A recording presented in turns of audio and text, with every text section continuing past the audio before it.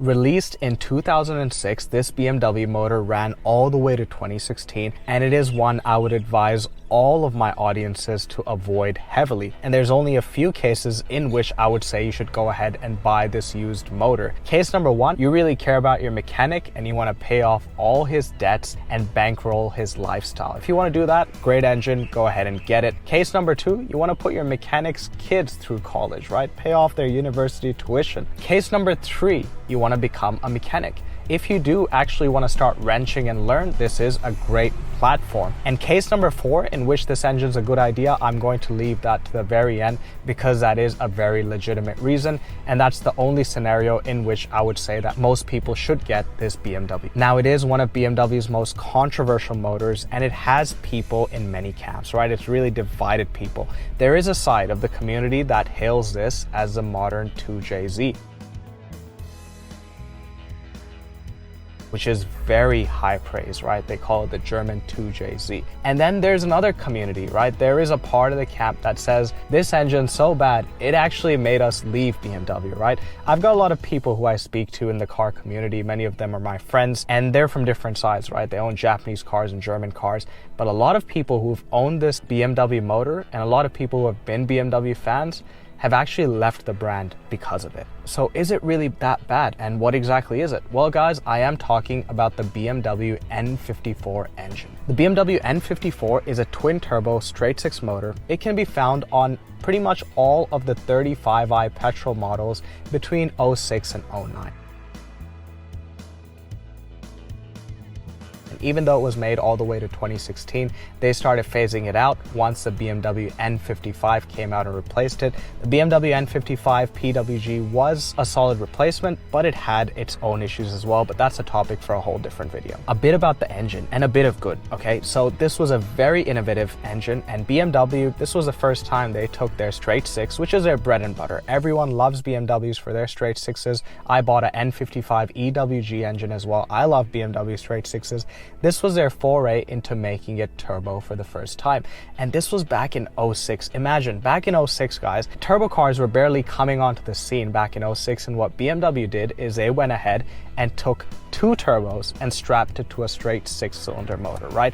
And their reasoning at the time, obviously, was that two small turbos will really reduce turbo lag, because what they wanted to do with this engine is give it a very large displacement feel and give it the efficiencies that turbos offer, give people none of the drawbacks. And they really did achieve that, and the engine out of factory made around 300 horsepower, though it is now widely known in the community that those numbers were undercooked. The engine was making much more than that out of the box. So no doubt this engine had some really solid plus points. No doubt it is innovative, and if you have driven this BMW motor, it does feel special, right? It doesn't have the S in front of it, right? It's an N54, but if you've driven this car, you will really feel that it's got some specialness to it. It does really feel like an M motor. It has its own character. But obviously you're here watching this video because I'm telling you not to get this BMW. So let's get into it. What are the common problems that occur?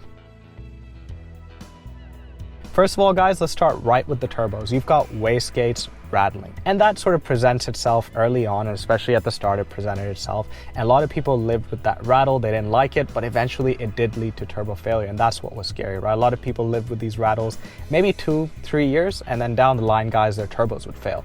And the turbos themselves like to fail. They were Mitsubishi units. They weren't that good. A lot of them required replacement. In fact, a lot of people in the community, they just get rid of those turbos, put on a single turbo, big turbo kit, and make 700 horsepower.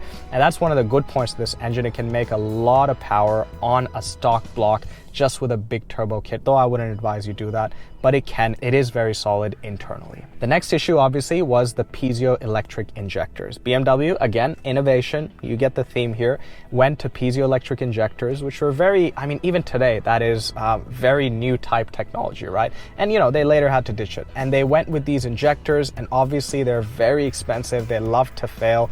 And BMW had to revise those injectors 11 times. The next item was obviously your high pressure fuel pump, low pressure fuel pump. BMW had multiple lawsuits lawsuits against it because of that. They like to fail out of the box, guys. Out of the box, that was failing, and pretty much within warranty it was failing. Because of that, customers really had a good old dislike for this engine. And then obviously you had the electronic water pump. The water pump in many German cars is a failure point. Volkswagen, Audi, they love to fail their water pumps. I haven't spoken to an Audi owner that's high mileage and who's had an old Audi that hasn't failed its water pump, right? So I think as far as German cars go, water pump is pretty much a consumable. The thermostat failed as well, and then you had the Vanos issues as well. Thankfully, you don't get Valvetronic issues like the BMW N55 that replaced it.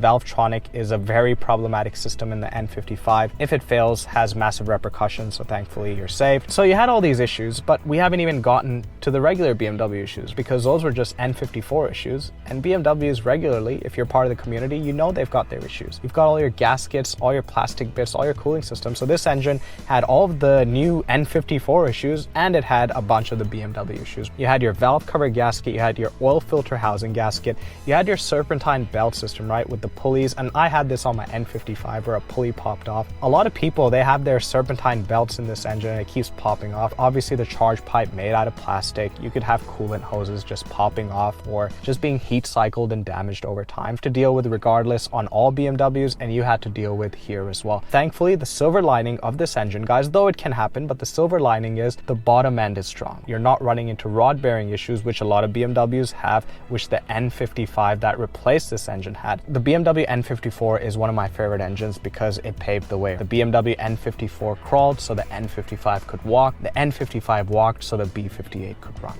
The use case that I did want to flag was the BMW 1M. Obviously, near the end of the N54's life, BMW started releasing the N55, and then they released the BMW 1M. At the time, the N55 was there. It was available for BMW to put into the 1M, but BMW, because the N54 had been running, it had been tested for a long time, decided to use the N54 and the 1M, and they put it there. And guys, the N54 and the 1M is not problematic. There's very few changes. BMW made very few changes when they took the N54 and put it into the 1M. But there's very little problems to it. And that's, I believe, in part due to the value of the 1M.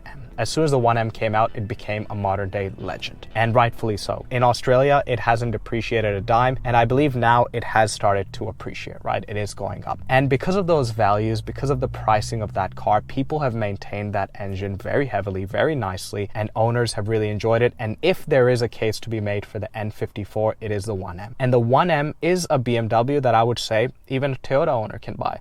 Not because it's going to be reliable like a Toyota, but because it is actually a good buy. It's an enthusiast car, it's smart, and if you have to spend some money maintaining it, and I would say get it logbook service from a proper technician, don't just do it yourself. If you have to spend that money maintaining it, the car is going up in price.